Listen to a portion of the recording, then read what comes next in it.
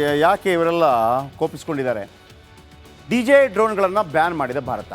2022ರಲ್ಲಿ DJI ಡ್ರೋನ್ಗಳು ban ಆಗಿದ್ದು, ಆದರೂ ರಾಹುಲ್ ಬಾಳಿ ಈ ಡ್ರೋನ್ಗಳು ಹೆಂಗೆ ಸಿಕ್ತು ಅಂತೇಳಿ ಪ್ರಶ್ನೆ ಉದ್ಭವ ಆಗ್ತಾ ಇದೆ. ಭಾರತದ ಡ್ರೋನ್ಗಳನ್ನು ರಿಜಿಸ್ಟರ್ ಮಾಡಿಸಬೇಕು, ಡಿಜಿಸ್ಕೈ ವೆಬ್ಸೈಟ್ನಲ್ಲಿ ರಿಜಿಸ್ಟರ್ ಮಾಡಿಸಲೇಬೇಕು. ಆಮೇಲೆ ರಾಹುಲ್ ಬಳಿ ಇದ್ದ ಡ್ರೋನ್ ರಿಜಿಸ್ಟರ್ ಆಗಿದೆಯಾ, ಡ್ರೋನ್ ಹಾರಿಸೋಕ್ಕೆ ಒಂದು licence ಪಡೆಯಬೇಕಾಗತ್ತೆ.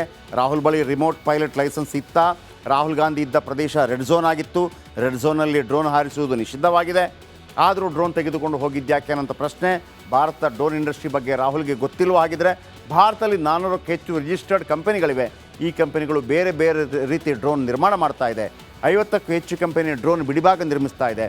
Battery, motor, propeller, GNSS, flight controller ಇದು ಎಲ್ಲವೂ ಕೂಡ ಸ್ಥಳೀಯವಾಗಿ ಸಿದ್ಧವಾಗ್ತಾ ಇದ್ದರೆ ನಾವು ಏನೂ ಮಾಡ್ತಾ ಇಲ್ಲ ಅಂತ ಹೇಳಿದಂಥ ಮಾತಿದೆಯಲ್ಲ, ಅದನ್ನೀಗ ಯಾರು ಸ್ಮಿತ್ ಶಾ DFI ಅಧ್ಯಕ್ಷ ಟೀಕೆ ಮಾಡ್ತಾ ಇದ್ದಾರೆ. ಯಾಕೆ ಇವರೆಲ್ಲ ಕೋಪಿಸ್ಕೊಂಡಿದ್ದಾರೆ? DJI ಡ್ರೋನ್ಗಳನ್ನು ಬ್ಯಾನ್ ಮಾಡಿದೆ ಭಾರತ. 2022ರಲ್ಲಿ DJI ಡ್ರೋನ್ಗಳು ಬ್ಯಾನ್ ಆಗಿದ್ದು, ಆದರೂ ರಾಹುಲ್ ಬಾಳಿ ಈ ಡ್ರೋನ್ಗಳು ಹೆಂಗೆ ಸಿಕ್ತು ಅಂತೇಳಿ ಪ್ರಶ್ನೆ ಉದ್ಭವ ಆಗ್ತಾ ಇದೆ. ಭಾರತದ ಡ್ರೋನ್ಗಳನ್ನು ರಿಜಿಸ್ಟರ್ ಮಾಡಿಸಬೇಕು, ಡಿಜಿಸ್ಕೈ ವೆಬ್ಸೈಟ್ನಲ್ಲಿ ರಿಜಿಸ್ಟರ್ ಮಾಡಿಸಲೇಬೇಕು. ಆಮೇಲೆ ರಾಹುಲ್ ಬಳಿ ಇದ್ದ ಡ್ರೋನ್ ರಿಜಿಸ್ಟರ್ ಆಗಿದೆಯಾ, ಡ್ರೋನ್ ಹಾರಿಸೋಕ್ಕೆ ಒಂದು ಲೈಸೆನ್ಸ್ ಪಡೆಯಬೇಕಾಗತ್ತೆ. ರಾಹುಲ್ ಬಳಿ ರಿಮೋಟ್ ಪೈಲಟ್ ಲೈಸೆನ್ಸ್ ಇತ್ತಾ? ರಾಹುಲ್ ಗಾಂಧಿ ಇದ್ದ ಪ್ರದೇಶ ರೆಡ್ ಝೋನ್ ಆಗಿತ್ತು, ರೆಡ್ ಝೋನಲ್ಲಿ ಡ್ರೋನ್ ಹಾರಿಸುವುದು ನಿಷಿದ್ಧವಾಗಿದೆ. ಆದರೂ ಡ್ರೋನ್ ತೆಗೆದುಕೊಂಡು ಹೋಗಿದ್ಯಾಕೆ ಅನ್ನೋಂಥ ಪ್ರಶ್ನೆ. ಭಾರತದ ಡ್ರೋನ್ ಇಂಡಸ್ಟ್ರಿ ಬಗ್ಗೆ ರಾಹುಲ್ಗೆ ಗೊತ್ತಿಲ್ವೋ ಹಾಗಿದ್ರೆ? ಭಾರತದಲ್ಲಿ 400ಕ್ಕೂ ಹೆಚ್ಚು ರಿಜಿಸ್ಟರ್ಡ್ ಕಂಪನಿಗಳಿವೆ. ಈ ಕಂಪನಿಗಳು ಬೇರೆ ಬೇರೆ ರೀತಿ ಡ್ರೋನ್ ನಿರ್ಮಾಣ ಮಾಡ್ತಾ ಇದೆ. 50ಕ್ಕೂ ಹೆಚ್ಚು ಕಂಪನಿ ಡ್ರೋನ್ ಬಿಡಿಭಾಗ ನಿರ್ಮಿಸ್ತಾ ಇದೆ. Battery, motor, propeller, GNSS, flight controller ಇದು ಎಲ್ಲವೂ ಕೂಡ ಸ್ಥಳೀಯವಾಗಿ ಸಿದ್ಧವಾಗ್ತಾ ಇದ್ದರೆ ನಾವು ಏನೂ ಮಾಡ್ತಾ ಇಲ್ಲ ಅಂತ ಹೇಳಿದಂಥ ಮಾತಿದೆಯಲ್ಲ, ಅದನ್ನೀಗ ಯಾರು ಸ್ಮಿತ್ ಶಾ DFI ಅಧ್ಯಕ್ಷ ಟೀಕೆ ಮಾಡ್ತಾ ಇದ್ದಾರೆ. ಯಾಕೆ ಇವರೆಲ್ಲ ಕೋಪಿಸ್ಕೊಂಡಿದ್ದಾರೆ? DJI ಡ್ರೋನ್ಗಳನ್ನು ಬ್ಯಾನ್ ಮಾಡಿದೆ ಭಾರತ. 2022ರಲ್ಲಿ DJI ಡ್ರೋನ್ಗಳು ಬ್ಯಾನ್ ಆಗಿದ್ದು, ಆದರೂ ರಾಹುಲ್ ಬಾಳಿ ಈ ಡ್ರೋನ್ಗಳು ಹೆಂಗೆ ಸಿಕ್ತು ಅಂತೇಳಿ ಪ್ರಶ್ನೆ ಉದ್ಭವ ಆಗ್ತಾ ಇದೆ. ಭಾರತದ ಡ್ರೋನ್ಗಳನ್ನು ರಿಜಿಸ್ಟರ್ ಮಾಡಿಸಬೇಕು, ಡಿಜಿಸ್ಕೈ ವೆಬ್ಸೈಟ್ನಲ್ಲಿ ರಿಜಿಸ್ಟರ್ ಮಾಡಿಸಲೇಬೇಕು. ಆಮೇಲೆ ರಾಹುಲ್ ಬಳಿ ಇದ್ದ ಡ್ರೋನ್ ರಿಜಿಸ್ಟರ್ ಆಗಿದೆಯಾ, ಡ್ರೋನ್ ಹಾರಿಸೋಕ್ಕೆ ಒಂದು ಲೈಸೆನ್ಸ್ ಪಡೆಯಬೇಕಾಗತ್ತೆ. ರಾಹುಲ್ ಬಳಿ ರಿಮೋಟ್ ಪೈಲಟ್ ಲೈಸೆನ್ಸ್ ಇತ್ತಾ? ರಾಹುಲ್ ಗಾಂಧಿ ಇದ್ದ ಪ್ರದೇಶ ರೆಡ್ ಝೋನ್ ಆಗಿತ್ತು, ರೆಡ್ ಝೋನಲ್ಲಿ ಡ್ರೋನ್ ಹಾರಿಸುವುದು ನಿಷಿದ್ಧವಾಗಿದೆ. ಆದರೂ ಡ್ರೋನ್ ತೆಗೆದುಕೊಂಡು ಹೋಗಿದ್ಯಾಕೆ ಅನ್ನೋಂಥ ಪ್ರಶ್ನೆ. ಭಾರತದ ಡ್ರೋನ್ ಇಂಡಸ್ಟ್ರಿ ಬಗ್ಗೆ ರಾಹುಲ್ಗೆ ಗೊತ್ತಿಲ್ವೋ ಹಾಗಿದ್ರೆ? ಭಾರತದಲ್ಲಿ 400ಕ್ಕೂ ಹೆಚ್ಚು ರಿಜಿಸ್ಟರ್ಡ್ ಕಂಪನಿಗಳಿವೆ. ಈ ಕಂಪನಿಗಳು ಬೇರೆ ಬೇರೆ ರೀತಿ ಡ್ರೋನ್ ನಿರ್ಮಾಣ ಮಾಡ್ತಾ ಇದೆ. 50ಕ್ಕೂ ಹೆಚ್ಚು ಕಂಪನಿ ಡ್ರೋನ್ ಬಿಡಿಭಾಗ ನಿರ್ಮಿಸ್ತಾ ಇದೆ. Battery, motor, propeller, GNSS, flight controller ಇದು ಎಲ್ಲವೂ ಕೂಡ ಸ್ಥಳೀಯವಾಗಿ ಸಿದ್ಧವಾಗ್ತಾ ಇದ್ದರೆ ನಾವು ಏನೂ ಮಾಡ್ತಾ ಇಲ್ಲ ಅಂತ ಹೇಳಿದಂಥ ಮಾತಿದೆಯಲ್ಲ, ಅದನ್ನೀಗ ಯಾರು ಸ್ಮಿತ್ ಶಾ DFI ಅಧ್ಯಕ್ಷ ಟೀಕೆ ಮಾಡ್ತಾ ಇದ್ದಾರೆ. ಯಾಕೆ ಇವರೆಲ್ಲ ಕೋಪಿಸ್ಕೊಂಡಿದ್ದಾರೆ? DJI ಡ್ರೋನ್ಗಳನ್ನು ಬ್ಯಾನ್ ಮಾಡಿದೆ ಭಾರತ. 2022ರಲ್ಲಿ DJI ಡ್ರೋನ್ಗಳು ಬ್ಯಾನ್ ಆಗಿದ್ದು, ಆದರೂ ರಾಹುಲ್ ಬಾಳಿ ಈ ಡ್ರೋನ್ಗಳು ಹೆಂಗೆ ಸಿಕ್ತು ಅಂತೇಳಿ ಪ್ರಶ್ನೆ ಉದ್ಭವ ಆಗ್ತಾ ಇದೆ.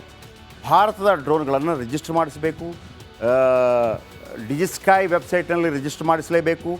ಆಮೇಲೆ ರಾಹುಲ್ ಬಳಿ ಇದ್ದ ಡ್ರೋನ್ ರಿಜಿಸ್ಟರ್ ಆಗಿದೆಯಾ, ಡ್ರೋನ್ ಹಾರಿಸೋಕ್ಕೆ ಒಂದು ಲೈಸೆನ್ಸ್ ಪಡೆಯಬೇಕಾಗತ್ತೆ. ರಾಹುಲ್ ಬಳಿ ರಿಮೋಟ್ ಪೈಲಟ್ ಲೈಸೆನ್ಸ್ ಇತ್ತಾ? ರಾಹುಲ್ ಗಾಂಧಿ ಇದ್ದ ಪ್ರದೇಶ ರೆಡ್ ಝೋನ್ ಆಗಿತ್ತು, ರೆಡ್ ಝೋನಲ್ಲಿ ಡ್ರೋನ್ ಹಾರಿಸುವುದು ನಿಷಿದ್ಧವಾಗಿದೆ. ಆದರೂ ಡ್ರೋನ್ ತೆಗೆದುಕೊಂಡು ಹೋಗಿದ್ಯಾಕೆ ಅನ್ನೋಂಥ ಪ್ರಶ್ನೆ. ಭಾರತದ ಡ್ರೋನ್ ಇಂಡಸ್ಟ್ರಿ ಬಗ್ಗೆ ರಾಹುಲ್ಗೆ ಗೊತ್ತಿಲ್ವೋ ಹಾಗಿದ್ರೆ? ಭಾರತದಲ್ಲಿ 400ಕ್ಕೂ ಹೆಚ್ಚು ರಿಜಿಸ್ಟರ್ಡ್ ಕಂಪನಿಗಳಿವೆ. ಈ ಕಂಪನಿಗಳು ಬೇರೆ ಬೇರೆ ರೀತಿ ಡ್ರೋನ್ ನಿರ್ಮಾಣ ಮಾಡ್ತಾ ಇದೆ. 50ಕ್ಕೂ ಹೆಚ್ಚು ಕಂಪನಿ ಡ್ರೋನ್ ಬಿಡಿಭಾಗ ನಿರ್ಮಿಸ್ತಾ ಇದೆ. Battery, motor, propeller, GNSS, flight controller ಇದು ಎಲ್ಲವೂ ಕೂಡ ಸ್ಥಳೀಯವಾಗಿ ಸಿದ್ಧವಾಗ್ತಾ ಇದ್ದರೆ ನಾವು ಏನೂ ಮಾಡ್ತಾ ಇಲ್ಲ ಅಂತ ಹೇಳಿದಂಥ ಮಾತಿದೆಯಲ್ಲ, ಅದನ್ನೀಗ ಯಾರು ಸ್ಮಿತ್ ಶಾ DFI ಅಧ್ಯಕ್ಷ ಟೀಕೆ ಮಾಡ್ತಾ ಇದ್ದಾರೆ. ಯಾಕೆ ಇವರೆಲ್ಲ ಕೋಪಿಸ್ಕೊಂಡಿದ್ದಾರೆ? DJI ಡ್ರೋನ್ಗಳನ್ನು ಬ್ಯಾನ್ ಮಾಡಿದೆ ಭಾರತ. 2022ರಲ್ಲಿ DJI ಡ್ರೋನ್ಗಳು ಬ್ಯಾನ್ ಆಗಿದ್ದು, ಆದರೂ ರಾಹುಲ್ ಬಾಳಿ ಈ ಡ್ರೋನ್ಗಳು ಹೆಂಗೆ ಸಿಕ್ತು ಅಂತೇಳಿ ಪ್ರಶ್ನೆ ಉದ್ಭವ ಆಗ್ತಾ ಇದೆ. ಭಾರತದ ಡ್ರೋನ್ಗಳನ್ನು ರಿಜಿಸ್ಟರ್ ಮಾಡಿಸಬೇಕು, ಡಿಜಿಸ್ಕೈ ವೆಬ್ಸೈಟ್ನಲ್ಲಿ ರಿಜಿಸ್ಟರ್ ಮಾಡಿಸಲೇಬೇಕು. ಆಮೇಲೆ ರಾಹುಲ್ ಬಳಿ ಇದ್ದ ಡ್ರೋನ್ ರಿಜಿಸ್ಟರ್ ಆಗಿದೆಯಾ, ಡ್ರೋನ್ ಹಾರಿಸೋಕ್ಕೆ ಒಂದು ಲೈಸೆನ್ಸ್ ಪಡೆಯಬೇಕಾಗತ್ತೆ. ರಾಹುಲ್ ಬಳಿ ರಿಮೋಟ್ ಪೈಲಟ್ ಲೈಸೆನ್ಸ್ ಇತ್ತಾ? ರಾಹುಲ್ ಗಾಂಧಿ ಇದ್ದ ಪ್ರದೇಶ ರೆಡ್ ಝೋನ್ ಆಗಿತ್ತು. ರೆಡ್ ಝೋನಲ್ಲಿ ಡ್ರೋನ್ ಹಾರಿಸುವುದು ನಿಷಿದ್ಧವಾಗಿದೆ. ಆದರೂ ಡ್ರೋನ್ ತೆಗೆದುಕೊಂಡು ಹೋಗಿದ್ಯಾಕೆ ಅನ್ನೋಂಥ ಪ್ರಶ್ನೆ.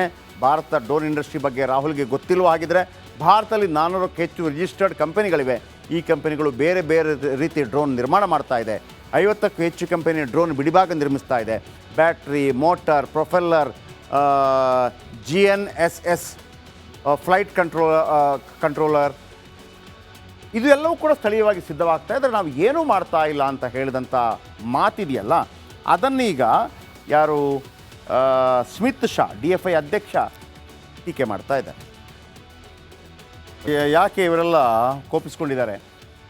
DJI ಡ್ರೋನ್ಗಳನ್ನು ಬ್ಯಾನ್ ಮಾಡಿದೆ ಭಾರತ. 2022ರಲ್ಲಿ DJI ಡ್ರೋನ್ಗಳು ಬ್ಯಾನ್ ಆಗಿದ್ದು, ಆದರೂ ರಾಹುಲ್ ಬಳಿ ಈ ಡ್ರೋನ್ಗಳು ಹೆಂಗೆ ಸಿಕ್ತು ಅಂತೇಳಿ ಪ್ರಶ್ನೆ ಉದ್ಭವ ಆಗ್ತಾ ಇದೆ. ಭಾರತದ ಡ್ರೋನ್ಗಳನ್ನು ರಿಜಿಸ್ಟರ್ ಮಾಡಿಸಬೇಕು, ಡಿಜಿಸ್ಕೈ ವೆಬ್ಸೈಟ್ನಲ್ಲಿ ರಿಜಿಸ್ಟರ್ ಮಾಡಿಸಲೇಬೇಕು. ಆಮೇಲೆ ರಾಹುಲ್ ಬಳಿ ಇದ್ದ ಡ್ರೋನ್ ರಿಜಿಸ್ಟರ್ ಆಗಿದೆಯಾ? ಡ್ರೋನ್ ಹಾರಿಸೋಕ್ಕೆ ಒಂದು ಲೈಸೆನ್ಸ್ ಪಡೆಯಬೇಕಾಗತ್ತೆ. ರಾಹುಲ್ ಬಳಿ ರಿಮೋಟ್ ಪೈಲಟ್ ಲೈಸೆನ್ಸ್ ಇತ್ತಾ? ರಾಹುಲ್ ಗಾಂಧಿ ಇದ್ದ ಪ್ರದೇಶ ರೆಡ್ ಝೋನ್ ಆಗಿತ್ತು. ರೆಡ್ ಝೋನಲ್ಲಿ ಡ್ರೋನ್ ಹಾರಿಸುವುದು ನಿಷಿದ್ಧವಾಗಿದೆ. ಆದರೂ ಡ್ರೋನ್ ತೆಗೆದುಕೊಂಡು ಹೋಗಿದ್ಯಾಕೆ ಅನ್ನೋಂಥ ಪ್ರಶ್ನೆ. ಭಾರತದ ಡ್ರೋನ್ ಇಂಡಸ್ಟ್ರಿ ಬಗ್ಗೆ ರಾಹುಲ್ಗೆ ಗೊತ್ತಿಲ್ವ? ಹಾಗಿದ್ರೆ ಭಾರತದಲ್ಲಿ 400ಕ್ಕೂ ಹೆಚ್ಚು ರಿಜಿಸ್ಟರ್ಡ್ ಕಂಪನಿಗಳಿವೆ. ಈ ಕಂಪನಿಗಳು ಬೇರೆ ಬೇರೆ ರೀತಿ ಡ್ರೋನ್ ನಿರ್ಮಾಣ ಮಾಡ್ತಾ ಇದೆ. 50ಕ್ಕೂ ಹೆಚ್ಚು ಕಂಪನಿ ಡ್ರೋನ್ ಬಿಡಿಭಾಗ ನಿರ್ಮಿಸ್ತಾ ಇದೆ. Battery, motor, propeller, GNSS, flight controller ಇದು ಎಲ್ಲವೂ ಕೂಡ ಸ್ಥಳೀಯವಾಗಿ ಸಿದ್ಧವಾಗ್ತಾ ಇದ್ದರೆ ನಾವು ಏನೂ ಮಾಡ್ತಾ ಇಲ್ಲ ಅಂತ ಹೇಳಿದಂಥ ಮಾತಿದೆಯಲ್ಲ, ಅದನ್ನೀಗ ಯಾರು ಸ್ಮಿತ್ ಶಾ DFI ಅಧ್ಯಕ್ಷ ಟೀಕೆ ಮಾಡ್ತಾ ಇದ್ದಾರೆ. ಯಾಕೆ ಇವರೆಲ್ಲ ಕೋಪಿಸ್ಕೊಂಡಿದ್ದಾರೆ?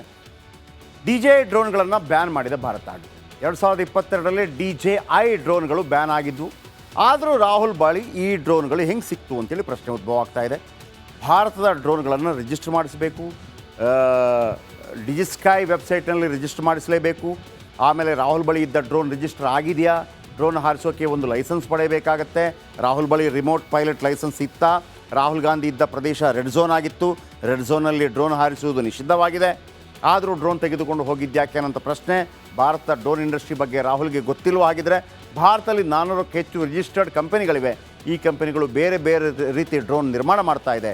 50ಕ್ಕೂ ಹೆಚ್ಚು ಕಂಪನಿ ಡ್ರೋನ್ ಬಿಡಿಭಾಗ ನಿರ್ಮಿಸ್ತಾ ಇದೆ. Battery, motor, propeller, GNSS, flight controller ಇದು ಎಲ್ಲವೂ ಕೂಡ ಸ್ಥಳೀಯವಾಗಿ ಸಿದ್ಧವಾಗ್ತಾ ಇದ್ದರೆ ನಾವು ಏನೂ ಮಾಡ್ತಾ ಇಲ್ಲ ಅಂತ ಹೇಳಿದಂಥ ಮಾತಿದೆಯಲ್ಲ, ಅದನ್ನೀಗ ಯಾರು ಸ್ಮಿತ್ ಶಾ DFI ಅಧ್ಯಕ್ಷ ಟೀಕೆ ಮಾಡ್ತಾ ಇದ್ದಾರೆ. ಯಾಕೆ ಇವರೆಲ್ಲ ಕೋಪಿಸ್ಕೊಂಡಿದ್ದಾರೆ? DJI ಡ್ರೋನ್ಗಳನ್ನು ಬ್ಯಾನ್ ಮಾಡಿದೆ ಭಾರತ. 2022ರಲ್ಲಿ DJI ಡ್ರೋನ್ಗಳು ಬ್ಯಾನ್ ಆಗಿದ್ದು, ಆದರೂ ರಾಹುಲ್ ಬಳಿ ಈ ಡ್ರೋನ್ಗಳು ಹೆಂಗೆ ಸಿಕ್ತು ಅಂತೇಳಿ ಪ್ರಶ್ನೆ ಉದ್ಭವ ಆಗ್ತಾ ಇದೆ. ಭಾರತದ ಡ್ರೋನ್ಗಳನ್ನು ರಿಜಿಸ್ಟರ್ ಮಾಡಿಸಬೇಕು, ಡಿಜಿಸ್ಕೈ ವೆಬ್ಸೈಟ್ನಲ್ಲಿ ರಿಜಿಸ್ಟರ್ ಮಾಡಿಸಲೇಬೇಕು. ಆಮೇಲೆ ರಾಹುಲ್ ಬಳಿ ಇದ್ದ ಡ್ರೋನ್ ರಿಜಿಸ್ಟರ್ ಆಗಿದೆಯಾ? ಡ್ರೋನ್ ಹಾರಿಸೋಕ್ಕೆ ಒಂದು ಲೈಸೆನ್ಸ್ ಪಡೆಯಬೇಕಾಗತ್ತೆ. ರಾಹುಲ್ ಬಳಿ ರಿಮೋಟ್ ಪೈಲಟ್ ಲೈಸೆನ್ಸ್ ಇತ್ತಾ? ರಾಹುಲ್ ಗಾಂಧಿ ಇದ್ದ ಪ್ರದೇಶ ರೆಡ್ ಝೋನ್ ಆಗಿತ್ತು. ರೆಡ್ ಝೋನಲ್ಲಿ ಡ್ರೋನ್ ಹಾರಿಸುವುದು ನಿಷಿದ್ಧವಾಗಿದೆ. ಆದರೂ ಡ್ರೋನ್ ತೆಗೆದುಕೊಂಡು ಹೋಗಿದ್ಯಾಕೆ ಅನ್ನೋಂಥ ಪ್ರಶ್ನೆ. ಭಾರತದ ಡ್ರೋನ್ ಇಂಡಸ್ಟ್ರಿ ಬಗ್ಗೆ ರಾಹುಲ್ಗೆ ಗೊತ್ತಿಲ್ವ? ಹಾಗಿದ್ರೆ ಭಾರತದಲ್ಲಿ 400ಕ್ಕೂ ಹೆಚ್ಚು ರಿಜಿಸ್ಟರ್ಡ್ ಕಂಪನಿಗಳಿವೆ. ಈ ಕಂಪನಿಗಳು ಬೇರೆ ಬೇರೆ ರೀತಿ ಡ್ರೋನ್ ನಿರ್ಮಾಣ ಮಾಡ್ತಾ ಇದೆ. 50ಕ್ಕೂ ಹೆಚ್ಚು ಕಂಪನಿ ಡ್ರೋನ್ ಬಿಡಿಭಾಗ ನಿರ್ಮಿಸ್ತಾ ಇದೆ. Battery, motor, propeller, GNSS, flight controller ಇದು ಎಲ್ಲವೂ ಕೂಡ ಸ್ಥಳೀಯವಾಗಿ ಸಿದ್ಧವಾಗ್ತಾ ಇದ್ದರೆ ನಾವು ಏನೂ ಮಾಡ್ತಾ ಇಲ್ಲ ಅಂತ ಹೇಳಿದಂಥ ಮಾತಿದೆಯಲ್ಲ, ಅದನ್ನೀಗ ಯಾರು ಸ್ಮಿತ್ ಶಾ DFI ಅಧ್ಯಕ್ಷ ಟೀಕೆ ಮಾಡ್ತಾ ಇದ್ದಾರೆ.